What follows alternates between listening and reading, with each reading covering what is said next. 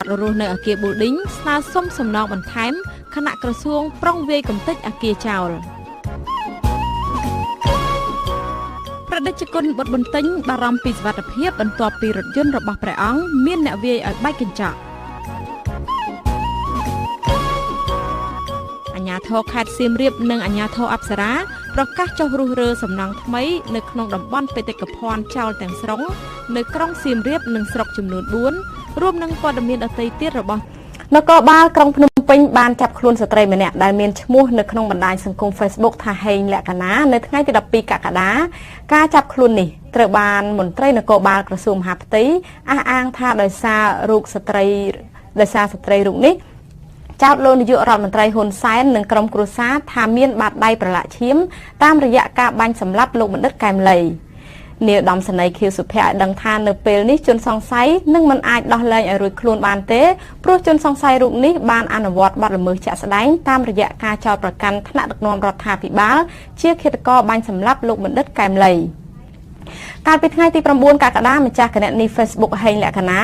បានថតនិងបង្ហោះរូបភាពវីដេអូនៅក្នុងពិធីបុណ្យខួប1ឆ្នាំនៃឃាតកម្មលោកបណ្ឌិតកែមលីដោយចោទប្រកាន់ថាលោកនាយករដ្ឋមន្ត្រីហ៊ុនសែននិងក្រុមគ្រួសាររបស់លោកមានជាប់ពាក់ព័ន្ធក្នុងអំពើឃាតកម្មលោកបណ្ឌិតកែមលីនាយកតស៊ូមតិនៃមជ្ឈមណ្ឌលសិទ្ធិមនុស្សកម្ពុជាលោកដូចពិសិដ្ឋយល់ឃើញថាលោកនាយករដ្ឋមន្ត្រីឬនគរបាលយុតិធធអាចជ្រើសរើសមធ្យោបាយផ្សេងក្រៅពីប្តឹងចាប់ដាក់គុកប្រឆាំងទៅនឹងអ្នករិះគន់ដូចជាឲ្យសុំទោសជាសាធារណៈឬមានជំរើសផ្សេងពីនេះលោកបន្តថាការប្រើប្រាស់សិទ្ធិហួសព្រំដែនវាជារឿងមិនគួរគប្បីប៉ុន្តែសម្រាប់តួនាទីជាមន្ត្រីសាធារណៈដោយលោកហ៊ុនសែនជៀសមិនផុតពីការរិះគន់ពីមជ្ឈដ្ឋានទូទៅឡើយ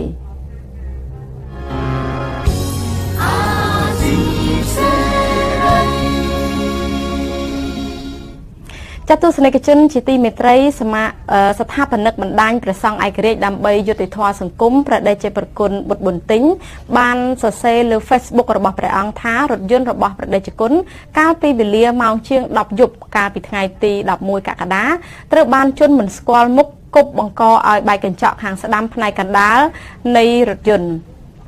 ហេតុការណ៍នេះកើតឡើងនៅជិតវត្តសេរីពោធិព្រឹក្សឃុំបន្ទាយដែកស្រុកគៀនស្វាយខេត្តកណ្ដាលក្រោយពេលដែលក្រុមការងាររបស់ព្រះអង្គបាននិមន្តចុះបញ្ជូលពលរដ្ឋឲ្យរួមគ្នាការពាររូបបដិមាបុរាណមួយរូបនៅក្នុងឃុំដាស្រុកកំពង់លែងខេត្តកំពង់ឆ្នាំងចាដើម្បីជ្រាបបន្ថែមជុំវិញរឿងនេះយើងបានភ្ជាប់ទៅប្រតិជនបុត្របន្ទិញតាមប្រព័ន្ធ Skype តែម្ដងថ្វាយបង្គំប្រតិជនបុត្របន្ទិញពូចម្រើនពូញោមខេសណងនិងសហការីកណាក្រោយពីមានការវាយបំបែកកញ្ចក់រថយន្តតើបដិជគុណមានការព្រួយបារម្ភអំពីសន្តិសុខរបស់បដិជគុណដែរឬទេកណាចម្រើនពូញាតិញោមទូរទស្សនិកជនអ្នកទេសនាទូរទស្សន៍អនឡាញរបស់ស៊ីសេរីទាំងអស់ឲ្យបានជ្រាបជាប្រកដីមនុស្សពុទ្ធជនតែងតែមានការភ័យខ្លាចជាធម្មតាក៏ប៉ុន្តែការភ័យខ្លាចនេះមិនបានរារាំងដល់ការងារដែលយើងត្រូវបំពេញក្នុងនាមជាពលរដ្ឋដែលមានកាតព្វកិច្ចចាំបាច់ត្រូវចូលរួមសកម្មភាពសង្គមនិងនយោបាយឲ្យបានសកម្មហើយបើសិនជាមានការបំភ័យឲ្យយើងភ័យខ្លាចប៉ុណ្ណេះយើងឈប់ធ្វើមានន័យថាយើងបោះបង់ទូនាទីល្អហើយអាត្មាក្នុងនាមអ្នកកែមលីនិយមអ្នកគ្រប់ស្រឡាញ់លោកបណ្ឌិតកែមលីអ្វីដែលគិតចង់បានគិតហ៊ានស្លាប់គឺគិតចង់ឃើញការចូលរួមកិច្ចការសង្គមនិងនយោបាយនឹងឲ្យសកម្មបានពុកហើយអាត្មាពុយបានពុកសូមចេញបន្តដល់បដិគុណអូសាធុអាត្មាមើលឃើញថាទស្សនវិជ្ជានៃការគម្រាមកំហែងពេលយប់ហើយក្នុងទីកន្លែងស្ងាត់វាជារូបភាពគម្រាមកំហែងសកម្មភាពចូលរួមនឹងការងារនយោបាយនិងសង្គមរបស់អាត្មានិងក្រុមការងារសមាជិកបណ្ដាញប្រសងឯករាជ្យដើម្បីយុត្តិធម៌សង្គមរូបភាពនេះអាត្មាអាចសន្និដ្ឋានបានច្បាស់ថាជាការរៀបចំដែលមានបំណងច្បាស់លាស់ដោយអាត្មាផ្សារភ្ជាប់នឹងទិដ្ឋភាព2ទិដ្ឋភាពទី1គឺក្រោយពីការចាប់ខ្លួនព្រះអង្គហ៊ុនសុផានីនៅខេត្តបាត់ដំបងដែលចោទប្រកាន់ថាបានប្រើប្រាស់និងដឹកជញ្ជូនអាវុធជឿខុសច្បាប់ហ្នឹងក៏គេបានចោទប្រកាន់ប៉ុន្តែមិនទាន់មានការកាត់ទោសពិតប្រាកដទេហើយបានបញ្ជូនទៅគុំគាំងនៅក្នុងពន្ធនាគារខេត្តបាត់ដំបងហើយក្រោយពីការ ចូលរួមតវ៉ាដើម្បីផ្ដល់យុត្តិធម៌ដល់ព្រះអង្គហន្តផានីក៏ឃើញមានប្រតិកម្មពីស្ថាប័នផងហើយនិងបុគ្គលផងស្ថាប័នរបស់ជាតិគឺស្ថាប័នក្រសួងយុតិធម៌ដែលលោកគឹមសន្តិភាពបានចេញផ្សាយនៅតាមទំព័រព័ត៌មានក្នុងស្រុកមួយថាបើសិនបើអាត្មានៅបន្តលូកមាត់រឿងកិច្ចការចោទប្រកាន់ថាលីងកំភ្លឹងជឿមានទោសដែលគុណក៏នឹងត្រូវមានទោសដែរអញ្ចឹងលោកគឹមសន្តិភាពថ្លែងហើយក៏មានការថតជារូបភាពចេញពីគេហទំព័រ Facebook របស់អាត្មាដោយបុគ្គលផេងវណ្ណៈហើយទៅសេនៅក្នុងសាររបស់គាត់ចោទប្រកាន់ថាអាត្មាបាននាំអាវុធហើយនឹងសមាជិកបណ្ដាញព្រះអង្គឯករាជ្យទៅហ៊ុំពុតតុលាការសាលាដំបងខេត្តបាត់ដំបងដើម្បីរំដោះទួនដិតហន្តផានីហើយក្រោយពីការពមៀនពីស្ថាប័នរបស់រដ្ឋហើយនឹងបុគ្គលបណ្រើការងាររដ្ឋរូបនេះរួចមកអាត្មាក៏ឃើញមានមនុស្សចម្លែកតាមដានអាត្មាគ្រប់ជំហានគ្រប់ពេលតាមថតឡានថតសកម្មភាពអាត្មាហើយពេលខ្លះមានទាំងស្នងការរងមានទាំងអន្តការរងនឹងមកតាមដានទីផងបានពូហើយដល់ពេលយើងធ្វើការសាកសួរហេតុអីបានតាមដានអាត្មាគ្រប់ជំហានគ្រប់នីតិយ៉ាងដូចនេះពួកគាត់លើកឡើងថាដើម្បីការពារសុវត្ថិភាពប្រគិនអាត្មាក៏ប៉ុន្តែក្រោយពីការកើតហេតុនេះអាត្មាតែងតែមានការប្រយ័ត្នប្រយែងចំពោះការធ្វើដំណើរទៅណាក៏មានការប្រយ័ត្នប្រយែងដែរចៃដន្យថ្ងៃមួយគឺថ្ងៃ25ខែមិថុនាកន្លងផុតទៅគឺមានសមាជិកតាមហ៊ុំរហូតដល់ហ៊ុំវត្តមួយដែលអាត្មាចូលទៅសឹងគេដាក់តាមរបងតាមទ្វារចេញមានគេតាមច្បាស់លាស់ហើយយើងបានឃើញរូបភាពហ្នឹងហើយក្រោយពីឃើញរូបភាពទាំងអស់ហ្នឹងអាត្មាតែងតែប្រយ័ត្នខ្លួនមុននឹងទៅណាក៏មានការទៅជាក្រុមហើយទៅឡានទី3អីចឹងទៅដើម្បីជិះឡាននេះបន្តិចជិះឡាននោះបន្តិចអីចឹងទៅស្មានបងហើយរឿងដែលភ្ជាប់ទៅនេះតំណងទៀតគឺម្សិលមិញហ្នឹងប្រសងតាំងពីព្រឹកព្រលឹមឡើងក្រកនិមន្តទៅឃុំដាស្រុកកំពង់លេងខេត្តកំពង់ឆ្នាំងហ្នឹងជិះទូកទៅដើម្បីអប់រំញាតិញោមឲ្យរួមចំណែកការពាររូបបដិមាទីវៈមួយដែលអ្នកភូមិនៅទីនោះរើសបានហើយក៏មានជំនឿអ្នកភូមិជឿថារូបហ្នឹងជារូបដែលគូធ្វើសក្ការៈបូជាហើយអ្នកស្រុកគុំក្មេងហើយនឹងជីដូនចាស់ម្នាក់ហ្នឹងក៏លើកមិនរួចដល់គាត់បួងសួងបន់ត្រង់ថាសុំពុកដែលជាគុណអញ្ចឹងដោយសារតែពេលវេលាខ្លីបដិគុណតើបើសិនជាមានការលើកឡើងរបស់បដិគុណរបៀបនេះតើបដិគុណនៅតែបន្តនៅក្នុងបេសកកម្មការងាររបស់បដិគុណទេហើយបដិគុណនឹងដាក់ពាក្យប្តឹងទេណាចម្រើនពោការងារនេះចាំបាច់យើងមិនអាចអខានបានទេក៏ប៉ុន្តែយើងមិនត្រូវប្រហែសយើងមិនត្រូវប្រមាថយើងធ្វើអ្វីត្រូវតែមានការប្រុងប្រយ័ត្នហើយធ្វើផែនការច្បាស់លាស់យុទ្ធសាស្ត្រការពារសុវត្ថិភាពផ្ទាល់ខ្លួនបានយើងអាចដើរទៅមុខរួចហើយអាត្មាមិនមានបំណងឬក៏មិនដែលគិតថាប្តឹងហើយនឹងចោទប្រកាន់ទេពីព្រោះយើងបានដឹងច្បាស់ហើយអាត្មាខ្លួនឯងក៏បានដឹងច្បាស់ថាអ្នកដើរតាមអាត្មាភាគច្រើនជាសមត្ថកិច្ចហើយបើអោយអាត្មាទៅប្តឹងសមត្ថកិច្ចវាអត់មានន័យថាអាត្មាប្រមាថលើការដើរតាមរបស់ពួកគាត់នឹងខ្លាំងពេកគាត់បានដឹងហើយគាត់ធានាចំពោះមុខអាត្មាថាគាត់ការពារអាត្មាទៅហើយដូច្នេះអត់ចាំប្របាក់ដាក់ពាក្យប្តឹងទៅសមត្ថកិច្ចទេតែអាត្មាសូមប្តឹងទៅជនរួមជាតិខ្មែរឲ្យដឹងថាពីនេះសវត្ថិភាពរបស់អាត្មាវាមិនមានសវត្ថិភាពពេញលេញទេសន្តិសុខផ្ទាល់ខ្លួនហើយទន្ទឹមនឹងការមិនប្តឹងនឹងមិនចោទប្រកាន់អាត្មាសូមតែនិយាយការពិតទេទោះជារងគ្រោះយ៉ាងណាក៏ដោយក៏យើងនិយាយការពិតថារាល់ការដឹកនាំនៅក្នុងសង្គមកម្ពុជាបច្ចុប្បន្ននេះអូយតែអ្នកណាដែលមានឆន្ទៈពិតប្រាកដធ្វើកិច្ចការមានជំហរជាមួយនឹងជាតិខ្មែរការពារផលប្រយោជន៍ខ្មែរច្រើនតែរងគ្រោះដូច្នេះដើម្បីការពារអ្នកដែលមានឆន្ទៈបណ្រើជនរួមជាតិនិងបណ្រើផលប្រយោជន៍ជាតិមានតែជនរួមជាតិខ្មែរទេជាតឡាការអាចវិនិច្ឆ័យនិងផ្ដល់យុត្តិធម៌ប្រគិនអាត្មាបាន 100% ហើយចំពោះប្រពន្ធហើយនឹងសមាជិកវាដូចទៅប្តឹងពួកគាត់ទៀតវាចំអកគាត់ពេកពីព្រោះគាត់ដើរតាមអាត្មារហូតហើយនឹងមានចាំបាក់ប្តឹងទៅអីប្រហែលពុកដែលគុណអញ្ចឹងសរុបសេចក្តីមកដែលគុណនឹងមិនប្តឹងផ្ដាល់លើបញ្ហានេះទេចុះបើសិនជាថ្ងៃក្រោយមានការអីកើតឡើងដែលគុណធ្វើមិនបានយុត្តិធម៌ឬក៏មានជាសារអីចុងក្រោយដែលគុណសុំខ្លីអូមិនបាក់ប្តឹងទេហើយបើសិនជាមានការអីប៉ះពាល់ដល់សុវត្ថិភាពរបស់អាត្មាសន្តិសុខអាត្មាគឺជាការទទួលខុសត្រូវរបស់រដ្ឋទាំងមូលពីព្រោះរដ្ឋបានប្រើប្រាស់ថវិការបស់រដ្ឋហើយបញ្ជូនមន្ត្រីរបស់រដ្ឋឲ្យទៅការពារអាត្មាបើការពារអាត្មាមិនបានជាការទទួលខុសត្រូវរបស់រដ្ឋ 100% បាទពុក គណៈអប្រគុណបដិជគុណដែលបានចូលរួមនៅក្នុងកម្មវិធីផ្សាយទូរទស្សន៍អាស៊ីសេរីនៅពេលនេះចឹងគណៈសូមថ្លែងគម្រាបបដិជគុណឯកជនកំពុងទស្សនាកម្មវិធីផ្សាយទូរទស្សន៍អាស៊ីសេរីពីរាជធានីភ្នំពេញ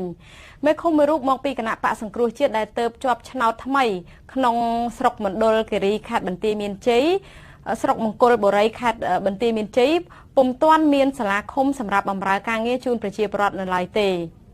មេឃុំរូបនេះអះអាងថាសាលាឃុំចាស់ដែលអតីតមេឃុំគណៈបកប្រជាជនកម្ពុជាធ្វើការកន្លងមកត្រូវបានមន្ត្រីប៉ូលីសឃុំបញ្ចប់កិច្ចសន្យាពីការឲ្យខ្ចីអគាររបស់ប៉ូលីសសម្រាប់បំពេញការងារជូនពលរដ្ឋមេឃុំភ្នំតូចដែលទៅជាប់ឆ្នោតលោកហេងឡៃហួរឲ្យដឹងនៅថ្ងៃទី12កក្កដានេះថាបន្ទាប់ពីលោកចូលកាន់តំណែងជាមេឃុំមួយរូបមិនទាន់បានប្រមាណថ្ងៃផងស្រាប់តែប៉ូលីស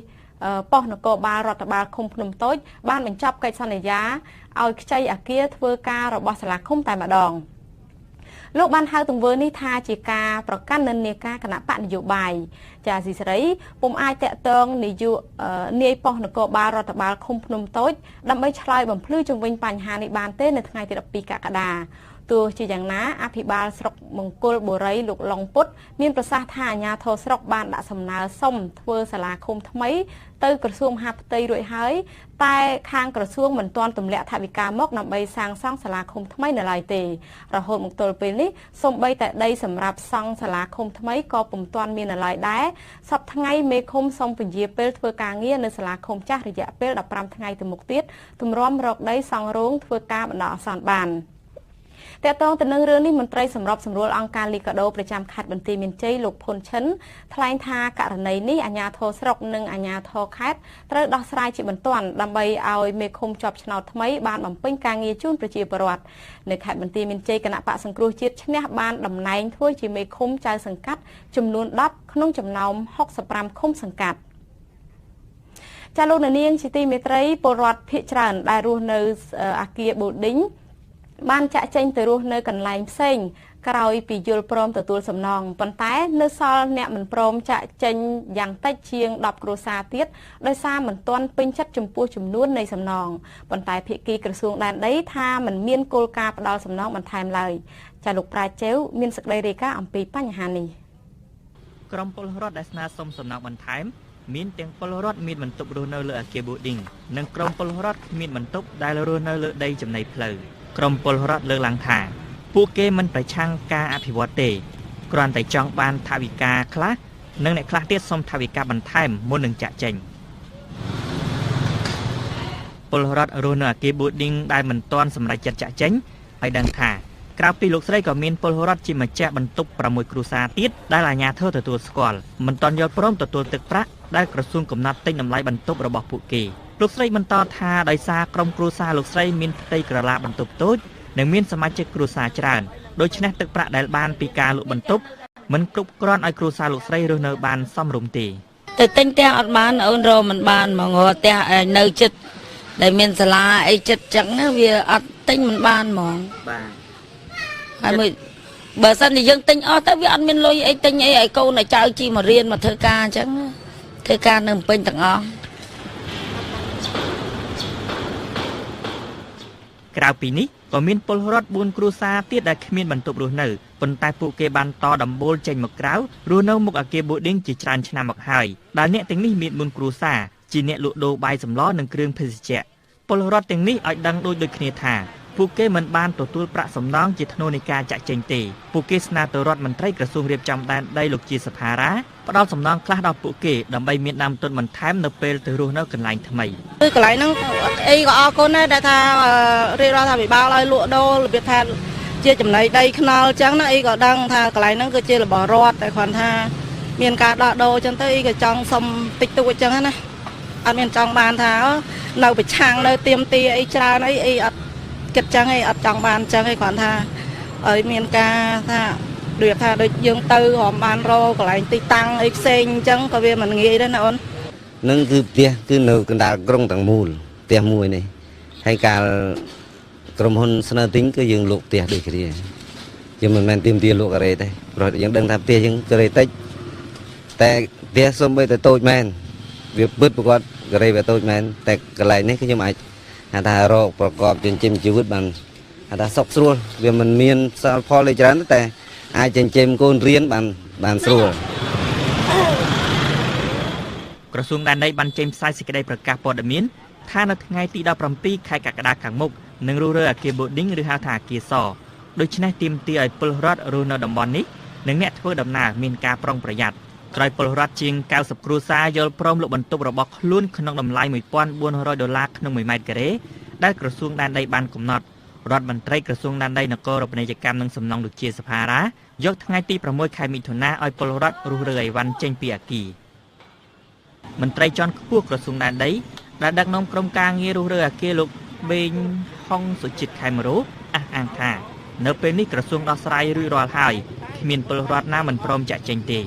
ជាងនេះទៅទៀតលោកថាគ្មានពលរដ្ឋរស់នៅលើដីចំណីផ្លូវដែលទាមទារសំណងទេព្រោះអ្នកទាំងនោះគ្រាន់តែសុំទោបគេលក់ដូរប៉ុណ្ណោះចំពោះឯកឧត្តមទេរដ្ឋមន្ត្រីលោកមានការសប្បាយរីករាយដែលមានការសហការពីប្រជាពលរដ្ឋព្រោះដើម្បីសុវត្ថិភាពដើម្បី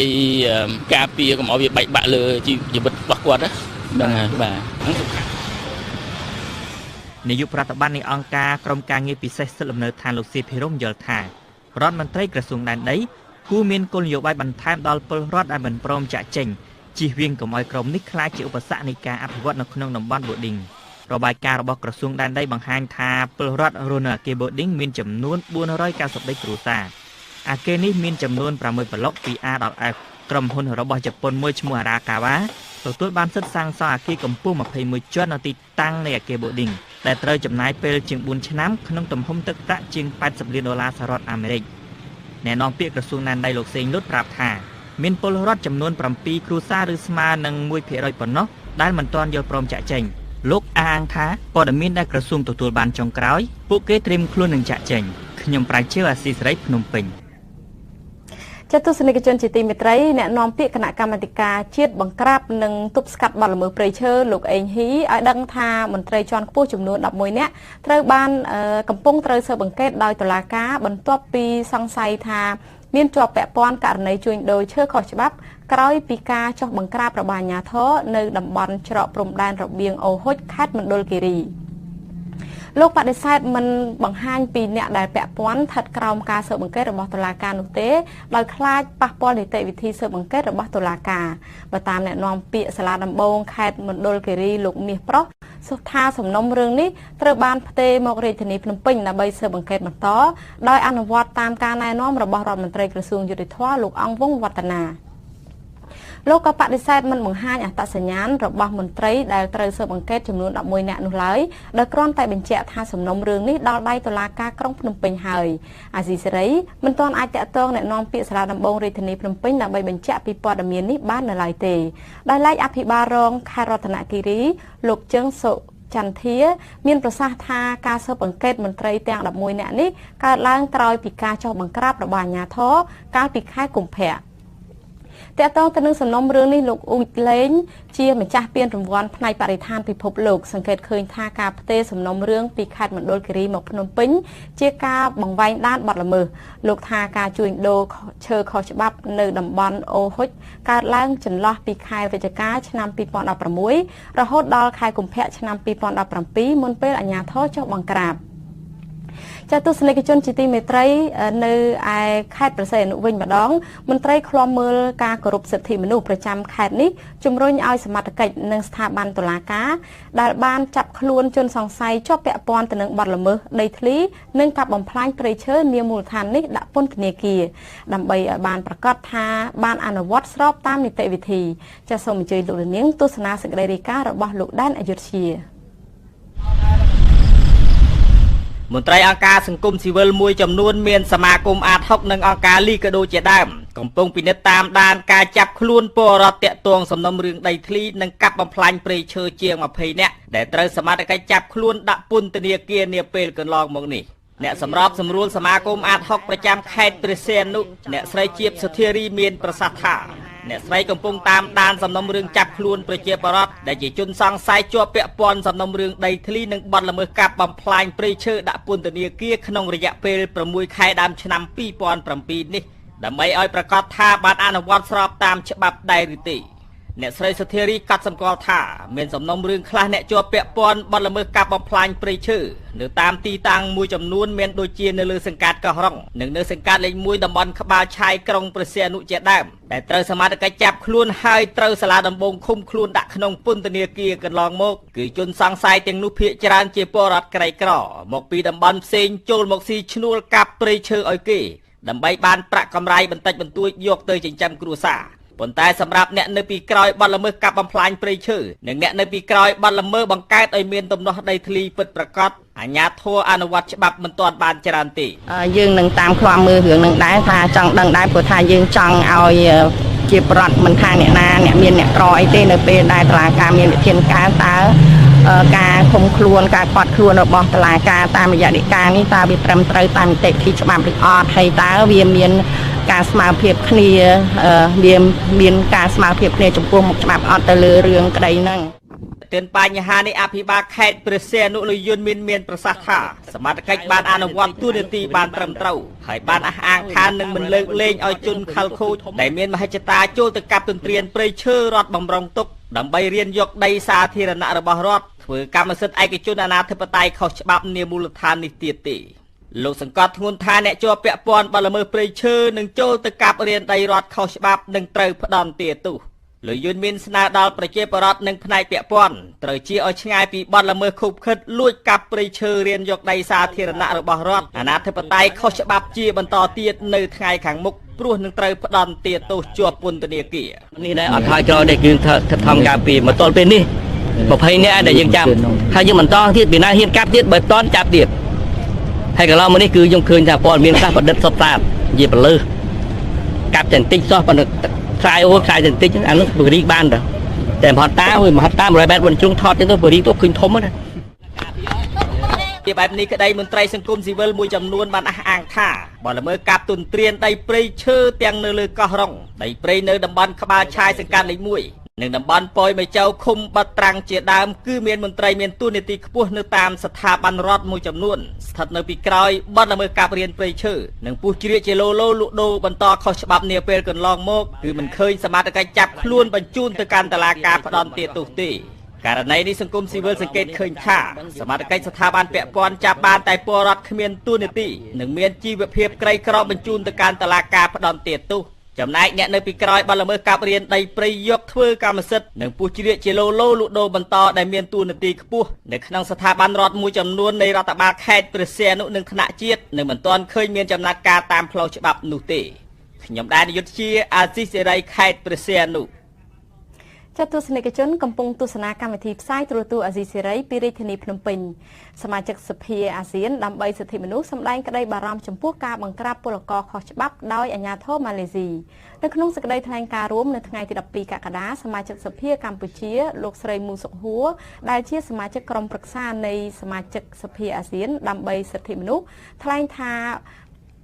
ការចង់ឲ្យចំនួនពលករគ្មានឯកសារក្នុងប្រទេសនេះថយចុះมันអាចជាលេសធ្វើឲ្យអ្នករងគ្រោះទទួលភាពរងគ្រោះថែមទៀតទេអ្នកស្រីបន្តថាទោះជាត្រូវដោះស្រាយបញ្ហាពលករខុសច្បាប់ក្តីអាជ្ញាធរត្រូវធានាគោរពសិទ្ធិមនុស្សគ្រប់រូបព្រោះមុនការបង្ក្រាបពលករខុសច្បាប់មណ្ឌលឃុំឃាំងម៉ាឡេស៊ីមានភាពចង្អៀតណែននិងខ្វះសេវាមូលដ្ឋានរួចស្រេចទៅហើយទន្ទឹមនឹងគ្នានេះដែរប្រធានសហភាពការងារកម្ពុជាលោកអាត់ធុនថ្លែងថាការរឹតបន្តឹងច្បាប់របស់អាជ្ញាធរប្រទេសម៉ាឡេស៊ីនៅពេលនេះព្រោះប្រទេសនេះអាចមានពលរដ្ឋខ្មែរមួយចំនួនទៅធ្វើការដោយខុសច្បាប់ដូចនៅប្រទេសថៃដែរលោកអះអាងថាស្ថិតិរបស់ក្រសួងការងារនិងបណ្ដុះបណ្ដាលវិជ្ជាជីវៈបង្ហាញថាតួលេខពលករខ្មែរដែលធ្វើការនៅប្រទេសម៉ាឡេស៊ីមានចំនួនជាង 46,000 នាក់ជុំវិញបញ្ហានេះអាស៊ីសេរីនៅមិនទាន់អាចតាក់ទងមន្ត្រីក្រសួងការងារនិងក្រសួងការបរទេសបានទេនៅថ្ងៃទី12កក្កដាអាជ្ញាធរម៉ាឡេស៊ីចាប់ផ្ដើមយុទ្ធនាការបង្ក្រាបពលករអន្តោប្រវេសន៍ធ្វើការខុសច្បាប់នៅតាមរោងចក្រសហគ្រាសនិងភោជនីយដ្ឋាននានាតាំងពីថ្ងៃទី1ខែកក្កដាដោយចាប់ឃុំខ្លួនពលករគ្មានលិខិតស្នាមជាង 3,000 នាក់ការបង្ក្រាបនេះអាជ្ញាធរម៉ាឡេស៊ីក៏បានចាប់ថៅកែជាង 60 នាក់ដែលត្រូវបានចោទប្រកាន់ថាបានជួលកម្មករបរទេសដោយខុសច្បាប់ឲ្យធ្វើការ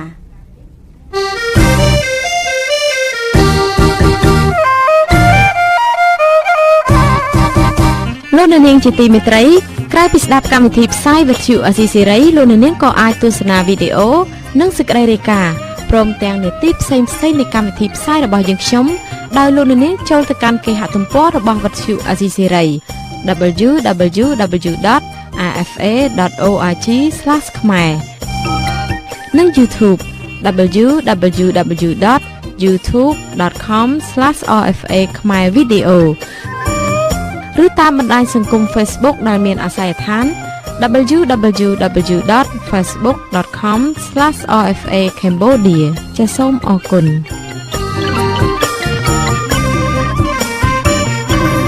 ទស្សនិកជនជាទីមេត្រីរដ្ឋាភិបាលកម្ពុជាបានយល់ព្រមឲ្យអាជ្ញាធរដែលពាក់ព័ន្ធទៅនឹងកិច្ចការពារសម្បត្តិបេតិកភណ្ឌពិភពលោកឲ្យចុះរុះរើសំណង់ថ្មីៗជាច្រើននៅក្នុងតំបន់អង្គរទាំងអស់នោះចេញវិញប្រសិនបើមិនរុះរើសំណង់ទាំងនោះទេហានិភ័យអង្គររបស់កម្ពុជាអាចនឹងត្រូវបានគេដាក់ជាជំហានដំបូងនៅក្នុងបញ្ជីបេតិកភណ្ឌប្រឈមទៅនឹងគ្រោះថ្នាក់ហើយការប៉ះពាល់នៅតែបន្តគឺអាចនឹងត្រូវគេលុបចេញពីបញ្ជីនៃបេតិកភណ្ឌពិភពលោកតែម្ដងចាសសូមអញ្ជើញលោកនាងទស្សនាសេចក្តីរាយការណ៍របស់លោកហងសៅយុទ្ធ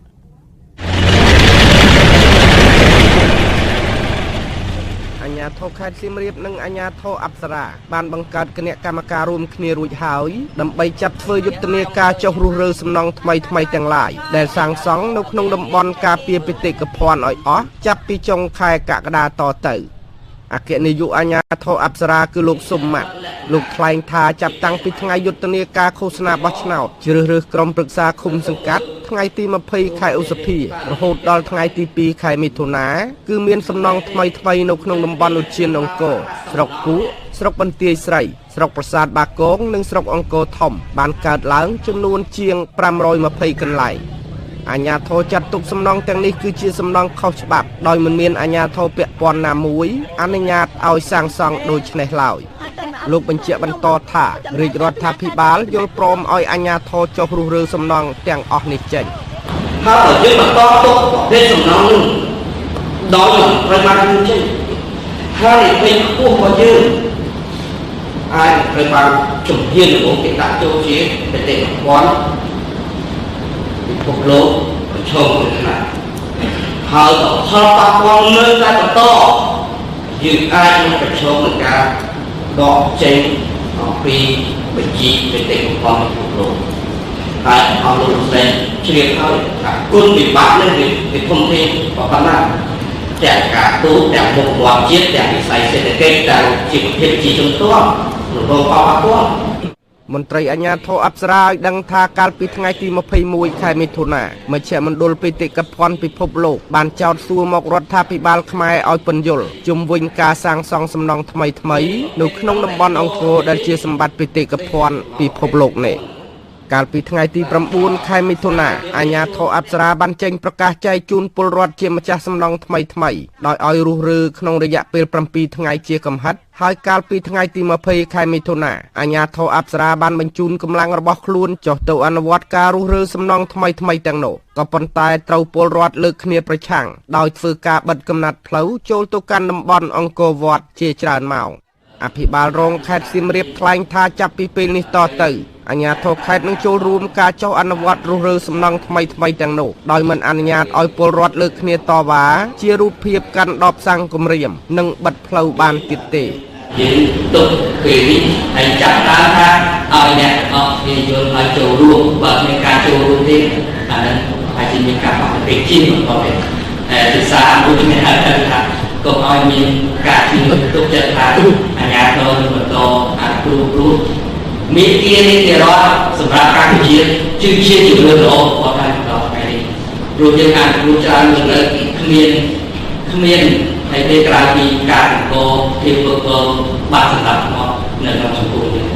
អ្នកស៊ើបអង្កេតសមាគមការពារសិទ្ធិមនុស្សអាត់ហុកខេត្តសៀមរាបលោកសុសនារិនសម្ដែងការព្រួយបារម្ភចំពោះការប៉ះទង្គិចគ្នារវាងពលរដ្ឋនិងអាជ្ញាធរ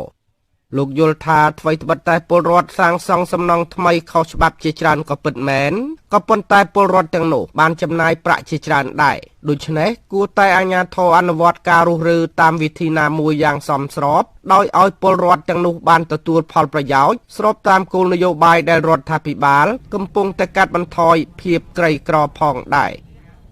ខ ខ្ញុំហងសាវយុទ្ធអាស៊ីសេរីរាយការណ៍ពីខេត្តសៀមរាប ចាត់ទស្សនិកជនជាទីមេត្រីតកតងទៅនឹងរឿងរ៉ាវសាងសង់ទំនប់វារីអគ្គិសនីវិញម្ដងពលរដ្ឋរស់នៅខ្សែទឹកខាងក្រោមនៃទន្លេស្រែពកក្នុងស្រុកសេសានខេត្តស្ទឹងត្រែងភ័យព្រួយអំពីការធ្លាក់ចុះទិន្នផលត្រីឆ្នាំនេះធ្វើឲ្យប៉ះពាល់របរចិញ្ចឹមជីវិតរបស់អ្នកភូមិខណៈដែលពលរដ្ឋរស់នៅទីនោះប្រមាណ 70% ពឹងផ្អែកទៅលើផលនេសាទ អ្នកភូមិថាបើក្រុមហ៊ុនសាងសង់ទំនប់វារីអគ្គិសនីសេសានក្រោម2បិទទ្វារទឹកនឹងធ្វើឲ្យស្ថានភាពទឹកប្រែប្រួលនិងរាំងខ្ទប់ដំណើររបស់ត្រីក្តីព្រួយបារម្ភនេះក្រោយពីក្រុមហ៊ុនទំនប់វារីអគ្គិសនីសេសានក្រោម2បានជួយដំណឹងស្តីពីការបិទទ្វារទឹកសាកល្បងនៅថ្ងៃទី 15 ខែកក្កដាខាងមុខបង្កឲ្យពលរដ្ឋមានមុខរបរនេសាទនិងពលរដ្ឋរស់នៅតាមដងទន្លេប្រឈមទៅនឹងការធ្លាក់ចុះប្រាក់ចំណូលបញ្ហាផ្លូវចិត្តសន្តិសុខស្បៀងនិងប៉ះពាល់បំណិនជីវិតជាដើមលិខិតចុះថ្ងៃទី 5 ខែមិថុនាឆ្នាំ 2017 របស់ក្រុមហ៊ុនទំនប់វារីអគ្គិសនីសេសានក្រោម2បញ្ជាក់ថាប្រសិនបើក្រុមហ៊ុនបិទទ្វារទឹកសាកល្បងនៅពាក់កណ្ដាលខែកក្កដាឆ្នាំ 2017 កម្រិតទឹកនឹងឡើងដល់ 72 ម៉ែត្របណ្ដាលឲ្យលិចលង់ភូមិក្បាលរមាសនិងភូមិស្រែកោចាស់ក្រុមហ៊ុនចាត់ទុកការបិទទ្វារទឹកសាកល្បងគឺជាទិសដៅនៃការអនុវត្តគម្រោងចំណែកមន្ត្រីសង្គមស៊ីវិលវាតម្លៃថាស្ថានភាពទឹកទន្លេស្រែពកផ្នែកខាងក្រោមទំនប់កន្លែងខ្លះនិងរិញរៈខុសប្រក្រតីបង្កផលប៉ះពាល់ធ្ងន់ធ្ងរដល់ទីតាំងជ្រករបស់ជីវៈចម្រុះ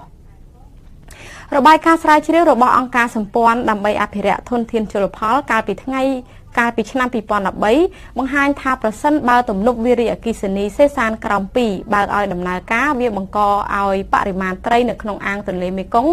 និងទន្លេសាបធ្លាក់ចុះប្រមាណ 10% និងកាត់បន្ថយលំហូរដីល្បាប់ប្រហែល 6% ទៅ 8% ហើយពលរដ្ឋរាប់ម៉ឺននាក់រស់នៅតាមដងទន្លេមេគង្គប្រឈមទៅនឹងផលប៉ះពាល់ជីវភាពនិងសន្តិសុខស្បៀង